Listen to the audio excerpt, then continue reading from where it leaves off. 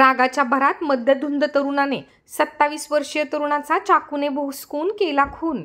बुलढाणा शहरातील राऊत कॉम्प्लेक्स जवळील घटना। रागाच्या भरात एका मद्यधुंद तरुणाने 27 वर्षीय तरुणाचा चाकूने भोसकून खून केल्याची घटना बुलढाणा शहरातील राऊत कॉम्प्लेक्स जवळ घडली आहे। शुभम रमेश राऊत असे मृत झालेल्या तरुणाचे नाव आहे। ते तानाजीनगर परिसरात राहत होता आणि एका MRI सेंटरमध्ये कामाला होता। रात्रीच्या सुमारास ऋषी जवरे हा मद्यधुंद अवस्थेत त्या ठिकाणी हातात चाकू घेऊन आला। तो कुणाला मारणार असे समजल्याने त्याला समजवण्याच्या प्रयत्नात ऋषीने शुभम राऊत याला चाकूने भोसकले। त्याला तात्काळ रुग्णालयात दाखल करण्यात आले, मात्र डॉक्टरांनी शुभमला मृत घोषित केले। 1.5 महिन्यात खुनाच्या 2 घटना घडल्याने शहरात एकच खळबळ उडाली आहे। पोलीस अधिकचा तपास करीत आहेत।